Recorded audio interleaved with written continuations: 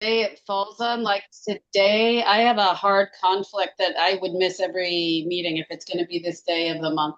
So apologies for It's that, but I have it's a, Lisa, it's going to be the week earlier next year.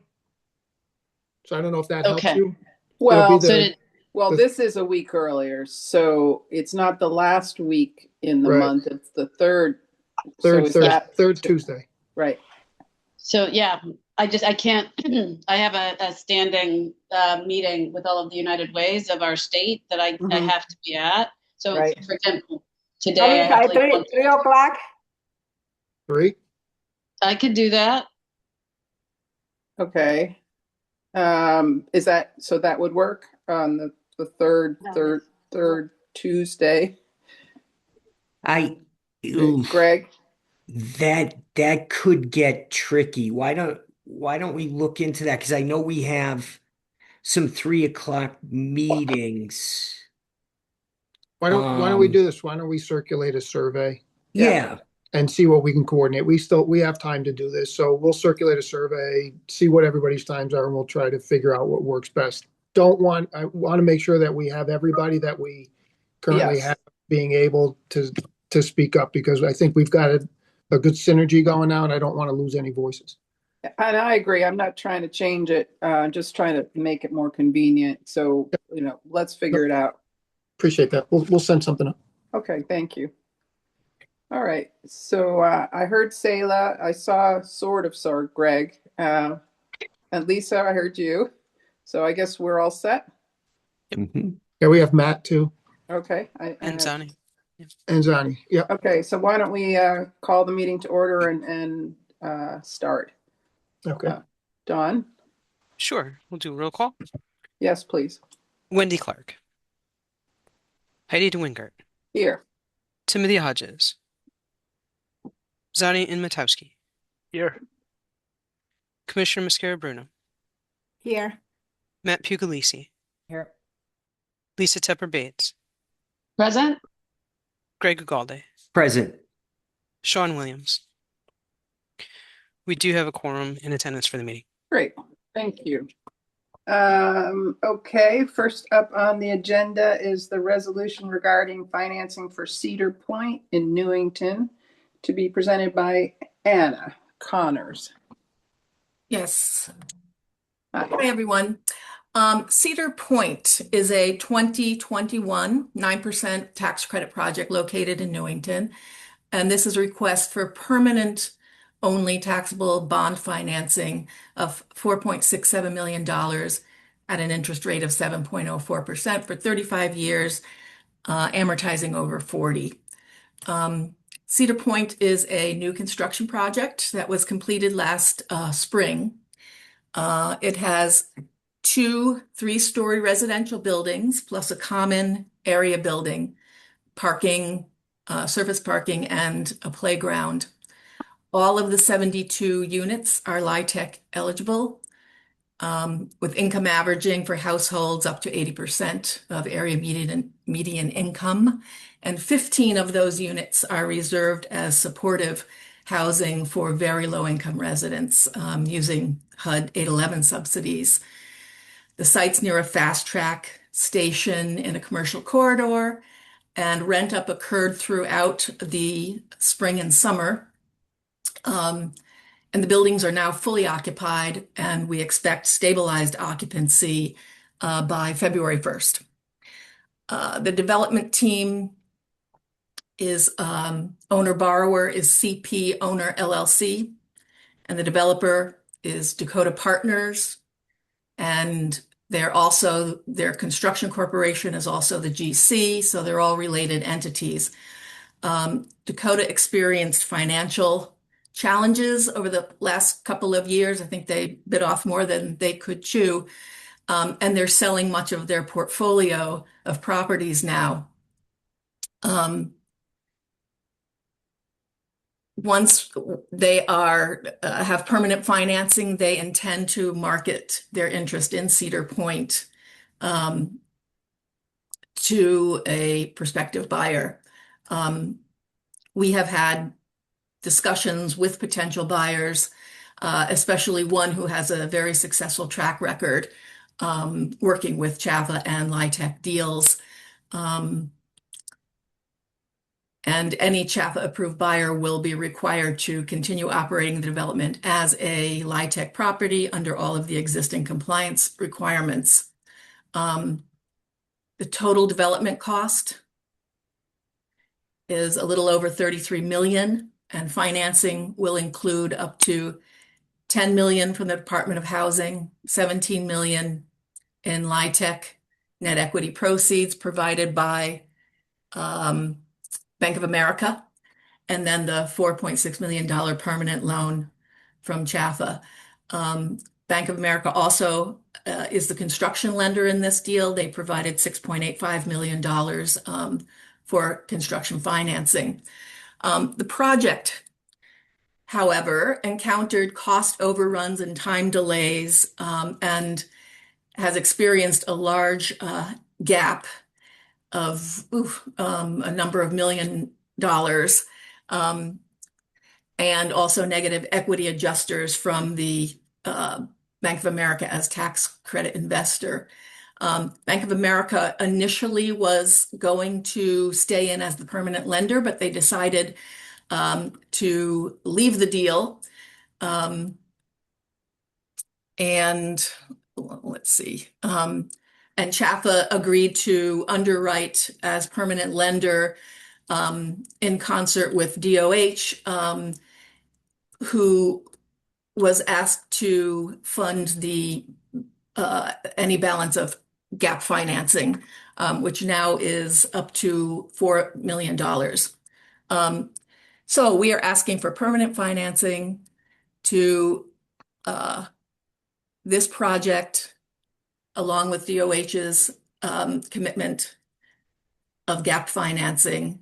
The approval is subject to confirmation from the investor that all partnership conditions have been met, and the final amount of the equity proceeds is acceptable to CHFA. Receipt of DOH's term sheet for additional funding in an amount that is acceptable to CHFA to fully fund the project. Receipt and approval of a final cost certification from the mortgagor. Acceptance of any outstanding items. There are a few of them from CHFA's architectural and construction services folks, including environmental clearances. We're working on all of those now, and final sign off of the scope of work that was completed. There's also a notice of active use and limitation agreement, a NOL, that will need to be placed on the land records. There are some pollutants, polluted soil less than 4 feet underground that's inaccessible. And this is a document that it doesn't require remediation, but it requires that the soil not be disturbed and that the concrete on top be maintained in good condition during the life of the project. I think I've hit everything, but I'll take questions if you have any.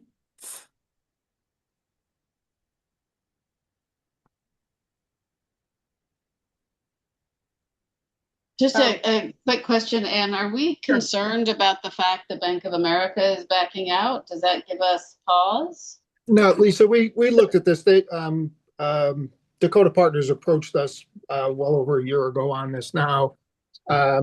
With the understanding here is what we're trying to do is make sure that the property, first of all, we made sure the property got leased up in full, it got completed. Now what we're doing is we're stabilizing the operation with this current owner. And this current owner, as Ann suggested, is already in negotiations to sell this off to another incoming owner with CHFA's approval. So we'll go through the approval process on the incoming owner. And so the long-term goal on this is stabilize the property. This owner coming in is now going to also look at the second phase. They'll be buying. So the second phase hasn't even started yet. We actually gave Dakota Partners credits 3 years ago, and then we recaptured them last year because they hadn't advanced the deal. So there's a long-term goal here for CHFA is to get these units stabilized and then get this second phase underway. So and we've underwritten it to our standards, and DOH also stepped up at the end here and added additional funding to cover the gap. So we're able to put together a pretty solid financing package now. But So we Pat, don't, Thanks, Pat. we don't have the DOH term sheet, which I know some of it is timing, but is there any concern that that won't be received? No, No.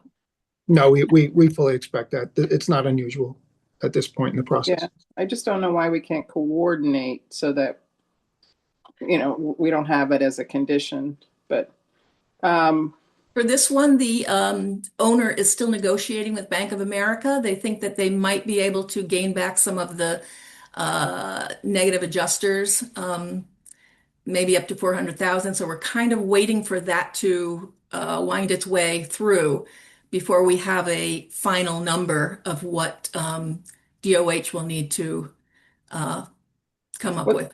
what's a negative adjuster? Never heard that term. That's basically a I'll take it in. So Heidi, there's a very complex relationship between the LP and the GP, right? Mhm. So the GP has to meet certain requirements in their agreement with their LP, and if they don't meet those requirements, there could be, each of them are different, but if they don't meet their requirements, then they have a sort of a negative factoring of what they're entitled to. So it's almost it's essentially a punishment for not it's a penalty for not delivering certain requirements on time or on budget or according to the terms of the LPA. So the LP is Bank of America and the GP is Dakota? Yes. Okay. So, but meanwhile, they're more or less in trouble and Bank of America is walking away. So doesn't sound like a very long negotiation. No. So Bank of America is moving out of providing the permanent financing. My belief is that when the property wasn't performing and they had cost overruns, Bank of America was not willing to step up and provide additional funding to cover the gap, right? Right. So they decided not to provide the permanent financing. That's when we were approached to provide the permanent financing on it. But they are staying in it as the tax credit investor. Credit. Okay. They were both. They were both a tax credit investor and the permanent loan provider. Interesting. Okay.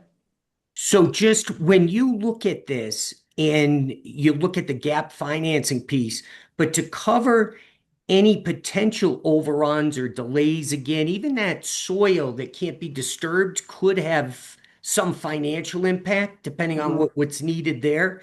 But what tools do you have to make sure that everything can still stay qualifying, if you will? Yeah, so Greg, we always have operating reserves with our loans, and we also underwrite to a 115. So there should be adequate debt coverage, and that debt coverage actually grows over time. So we have to maintain a minimum 115 debt coverage, at least for the first 10 years. So you'll actually see growth in that, and we also require contributions through a replacement reserve. So there's a bunch of belts and suspenders here that are built into these transactions to make sure that there's adequate funds available to address anything. We don't expect anything from the limited activity area. That's subsurface, covered over in concrete. It's just there's the NAUL is just a notice that's put on the land record so everybody knows it's there and can't be touched. So the only way that there would be any exposure there is if somebody violated that notice. But we do have 4 million in additional debt. So I assume we've rerun all the cash flows and the debt coverage. This is $4 million. This is the first debt we're putting into this project. So it is a one-time $4 million I forget what the exact numbers. It's a one-time $4 million permanent mortgage on the property. You can almost consider it a refinance, if you will. because they didn't seek they didn't seek initial financing with us. They didn't use us for construction lending, and they didn't use us for permanent. Dakota never did in any of their projects. They came to us for tax credits and had their funding sources elsewhere. So so yeah, this is I would view this more as a refinance, as opposed to the permanent at the end of a construction period that we normally see. Okay, but so you're optimistic that that this is going to be sold to somebody we know and potentially like already, and then we could maybe move into phase two. Is that Yeah, fair? so we're confident that that's going to happen. Those talks are already underway. And I don't know if I like the word like. It's somebody that has a very successful history with us in terms of maintaining. More important. Successful is better than like Successful, yeah. So it's somebody that has a very long history with us, has an extensive portfolio, and has been a very successful owner, operator, developer. So yeah, this would be a pretty good step up for us in terms of owner, property manager now. Do we have you said we've done a bunch with Dakota. Are they all performing? They're all LIHTC only, and they've offloaded Okay, some of them. We don't have much of a portfolio with them any longer. They've been in a disposition mode for the better part of 2 years. And again, the only other thing that we had outstanding with them was I think it was a 21 9% award that hadn't been deployed or advanced, and so we pulled that back last year. Okay. Yeah. Questions? More questions? Any more comments, concerns? Okay. Do we have a motion? Motion to approve? Thanks, Greg. Is there a second? Second. Thanks, Lisa. Okay, Dawn? Wendy Clark. Heidi DeWingert. Aye. Timothy Hodges. Zani Inmatowski. Yes. Commissioner Mascara-Bruno. Yes. Matt Puglisi. Yes. Lisa Tepper Bates. Aye. Greg Ugalde. Aye. Sean Williams. The vote passes unanimously. Thank you. Okay, next up, also Anne presenting the resolution regarding financing of Fountain Heights, B'nai B'rith Senior Housing in New Haven. Anne? Yep, thanks. So Fountain Heights B'nai B'rith housing is an existing 40-unit housing development located on Fountain Street in the Westville section of New Haven. And we are requesting a $5.15 million construction-only tax-exempt bond financing and up to $2.645 million in construction to permanent tax-exempt bond financing for the rehab of this property. The project consists of a single 3-story building. All 40 units are 1-bedrooms and LIHTC eligible. The building was originally constructed in 1999 as a HUD Section 202 project.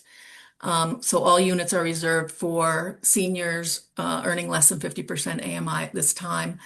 And it operates under a project rental assistance contract. But the intention is to convert the project through the HUD RAD program to a project-based Section 8 development. And in that way, it can take advantage of financing and LIHTC equity. So we've been working with HUD as well in their process to do that. The project is currently owned by B'nai B'rith Housing of New Haven and managed by FHRC Management Corporation. The new owner will be B'nai B'rith New Haven, LLC. And the development team consists of Connolly and Partners as the developer, EH&N as the general contractor, and as I mentioned, FHRC Management as the property manager. all of which are subsidiaries of First Hartford Realty Corporation. So this is a related transaction. The rehab scope consists of installation of energy efficient heat pumps funded by HUD through their retrofit program, ADA compliance upgrades that are necessary, some ramps and interior common areas that need to be reconfigured, kitchen renovations, new siding, all new siding, windows, doors, new roof, an emergency generator. They're also doing some conversion of common areas for greater efficiency. They're moving a maintenance office and creating a new management office. Let's see, the total development budget is around $16 million. And the construction side of it is 6.6 million. The sources include 3 million in Department of Housing funding, 5 million in 4% LIHTC equity from Alliant Alliance as the investor, $750,000 from the GRRP HUD fund, that's the retrofit program, seller financing, and the CHFA tax exempt bond financing, and some smaller funds as well. So this approval will be subject to HUD's final approval of the RAD conversion, their financing commitment. We do have comfort letters from them and the new HAP contract. However, HUD won't move forward on their next piece until they have full commitments for all of the financing in the project. We have the comfort letter and the contract rents have already been decided. So we've been using those in underwriting. We also need to finalize DOH's approval of the relocation plan and environmental review. They're finalizing the SEPA and plans and specs and a final term sheet. And the city of New Haven is putting in, I think, $300,000 of home funds. So they will need, and they're in the middle of doing a NEPA review, environmental review. And I think that's about everything. If you have questions, please ask away. Are there any environmental issues? No, it was built in 1999. So, we've done our environmental review on the CHFA side and have no issues at all. Okay. So I think it's pro forma as far as the Yeah. SEPA and NEPA. Yeah. Yeah. And then the SEPA was already done, but I guess it was a little old, more than 2 years old. So they just have to redo the paperwork. But it's I in assume play. the project is fully occupied and there's a waiting Yes. list. I mean, it's Yes, there's a waiting list. It's quite And nice. the relocation plan. I thought that residents would just vacate during the day and reoccupy at night. So, Yeah, there was a lot of discussion, a lot of back and forth, and a lot of talks with the residents themselves. And the developer decided that this would be the best way to accommodate the residents and that they would be able to do it. They talked to the contractor, and they're going to basically any interior work. I mean, a lot of the scope of work is exterior, but with the interior work, they're going to do it one unit at a time and have somewhere for that tenant to go during the day. If there happens to be a time when a resident can't come back to their unit, they told me they would have a vacant unit available for them. Questions, comments? Nope. Okay, straightforward. Is there a motion? Motion to approve? Thanks, Greg. Is there a second? Second, Second. Okay, thank you. Dawn, can you call the roll, please? Yes. Wendy Clark, Heidi DeWingert, Aye. Timothy Hodges, Zani Imitowski, Yes. Commissioner Mascara Bruno, Yes. Matt Puglisi, Yes. Lisa Tepper Bates, aye. Greg Ugalde, Aye. Sean Williams. The vote passes unanimously. Thank you. Okay. Um, and Anne, who's been extremely busy this month, No. is also going to present the resolution regarding the modification financing of River Ridge Apartments preservation in Hamden. Yes. Yeah, when it rains, it pours. Right? So River Ridge is similar to Fountain Heights in that it is an existing LIHTC. Well, this one is a LIHTC development that will be recapitalized, but it's a 62 unit development and it's located on State Street in Hamden. It was constructed in 2002 and is in its extended use period. And they're looking to resyndicate the project and do a moderate rehab.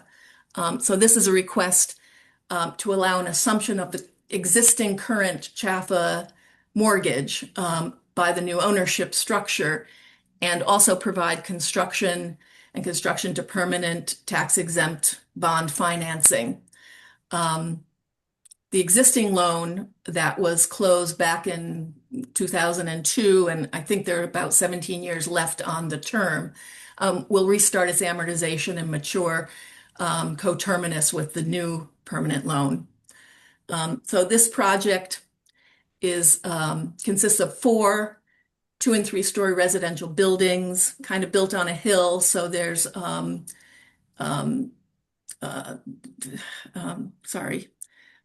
entrances are ground level for all of the for most of the units. For the elderly units, there are 48 1- and 2-bedroom age restricted units for age 55 and over. And the remaining 14 units are 3-bedroom family units. Those are multi-level units. The rehab scope of work includes new energy efficient heating and cooling systems, which is their main issue right now. Replacement of roofs and entry doors, replacement of flooring, kitchen cabinets, countertops, and appliances, and in the quote elderly units, conversion of the tubs to showers. So it's a moderate rehab. The development team is currently owned by a limited partnership, whose principal is William Collins. We've worked with him a lot. It will be sold in a related transaction to River Ridge Apartment Homes LLC, whose principal is William's son, James Collins. Cross Key is the architect. They were the architect back in 2002 as well, which is helpful, I think. Redstone is the syndicator.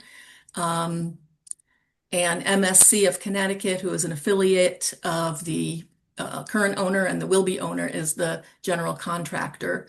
Total development budget is $15 million with $6.3 million in hard costs. Financing includes $6.7 million from the Department of Housing, $3.5 million in LIHTC equity from Redstone, $5.5 million in TEB construction financing from CHFA, and a $1.4 million permanent loan,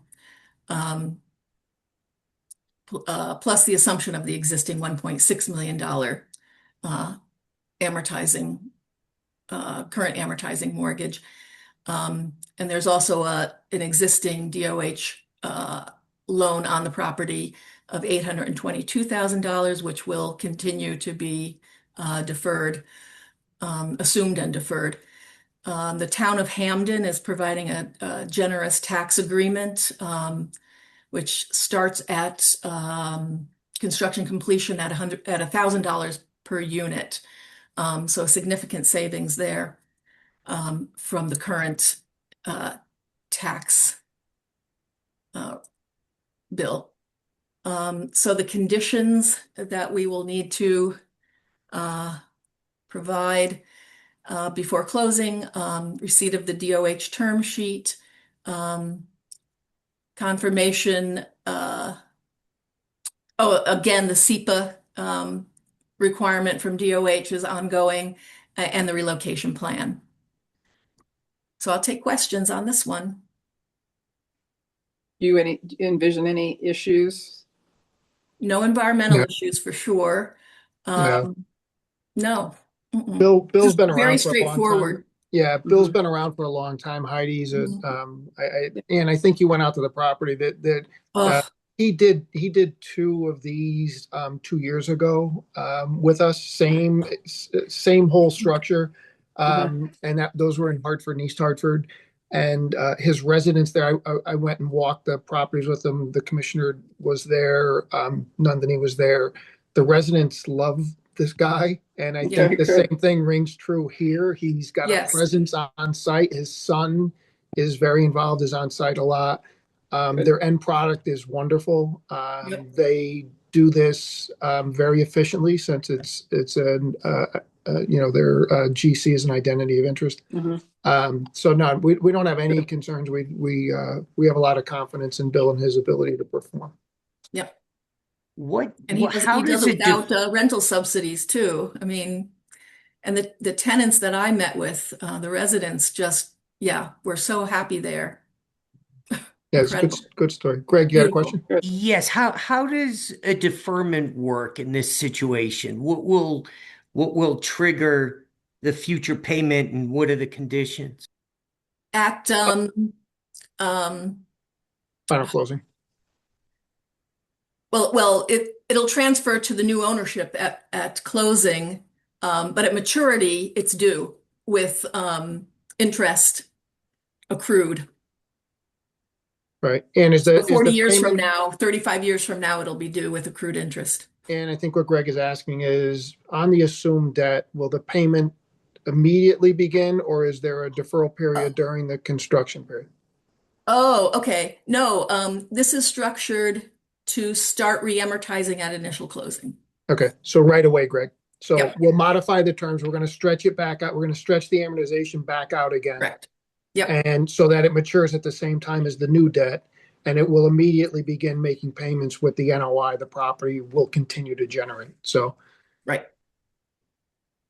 does that answer your question? Yeah, that's good. Okay. Okay. All right. Yeah, there's no true deferral here. No. I thought you were talking about the DOH deferred loan. Okay. Anybody else? More questions? Comments? Okay, hearing none. Is there a motion to approve?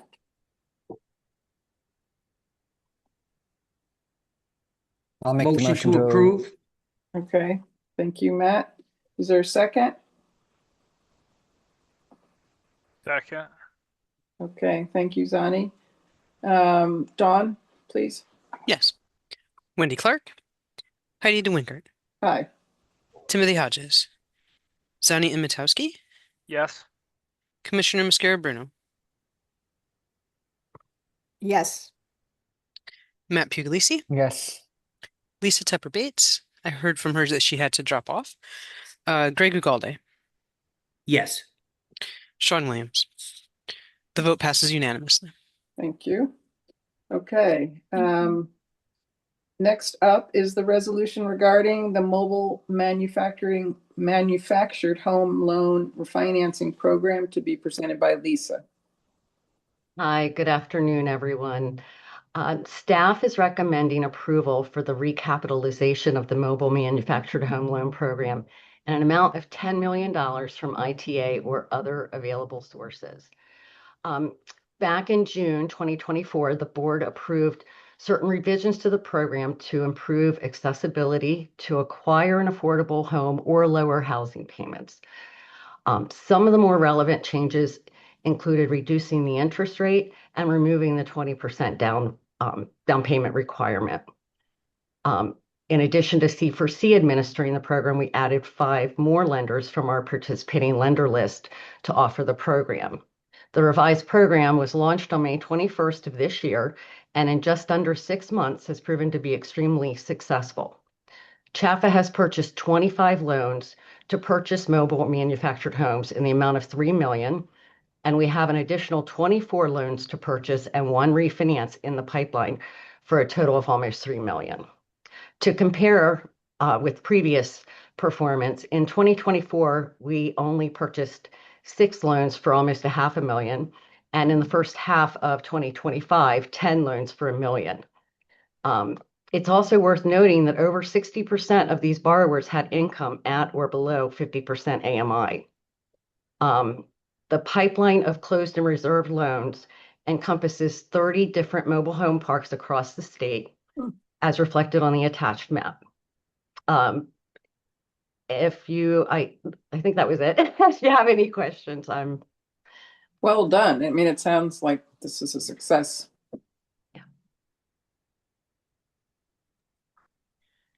So Lisa, how this additional 10 million, how do you see that working for, how long will that last? And how many more loans do you think? Well, I think it will, since we had the 3 and the 3 was 6, that's 50, right? 50 for 6 million, and that's in 6 months.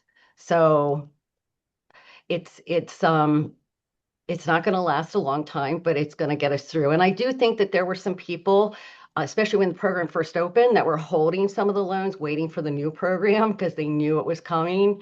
So we might have gotten a little bombarded in the beginning. So I don't think it'll last quite. I don't think it'll last a year, but I think we might be coming back. but this is what Hazim had recommended that we ask for at this time. Is there anything else that you're that you're thinking of that we need to do to keep the program robust, or have we made the necessary changes? I think we have made the necessary changes. I think people really, really appreciate the program, especially the no down payment part. People's housing expenses are probably $1,500 or less with the rent and the taxes and everything. Mm-hmm.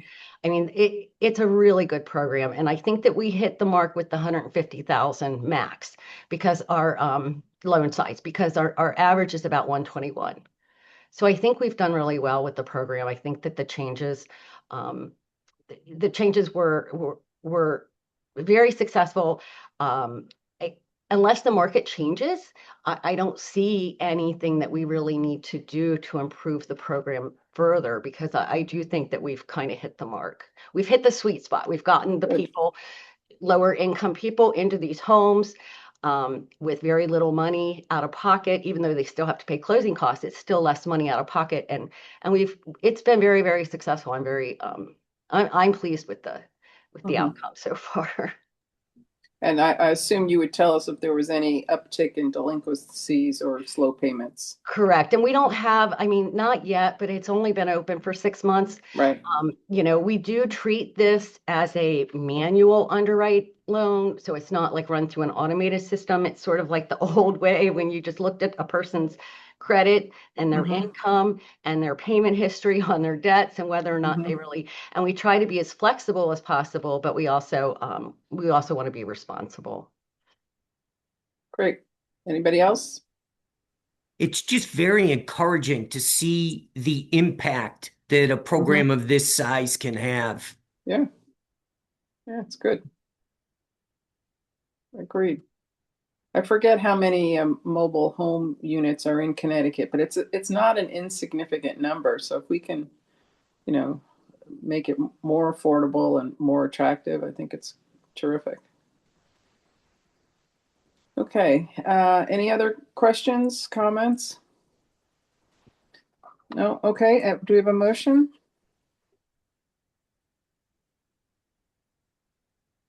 I'll make the motion, Matt. Thanks, Matt. I'll second it. Dawn? Wendy Clark, Heidi DeWingert, Aye. Timothy Hodges, Zani Imitowski, Yes. Commissioner Mascara Bruno, Yes. Matt Puglisi, Yes. Lisa Tepper Bates, Greg Ugalde, Aye. Sean Williams. The vote passes unanimously. Thank you. Finally, I have the review of the minutes from our last mortgage meeting, which was October 28th. Anybody have any comments or corrections or concerns? Motion to approve? Thanks, Greg. I'll second it. All in favor, say aye. Aye. Aye. Any opposed? Okay, motion to adjourn. So moved, Matt. Thanks. Okay, I'll second it. Thank you, everyone, for your time, and we'll see you all on Thursday in We'll person. see you on Thursday in person. All right. Thank you all. Thank you. Bye now. Bye.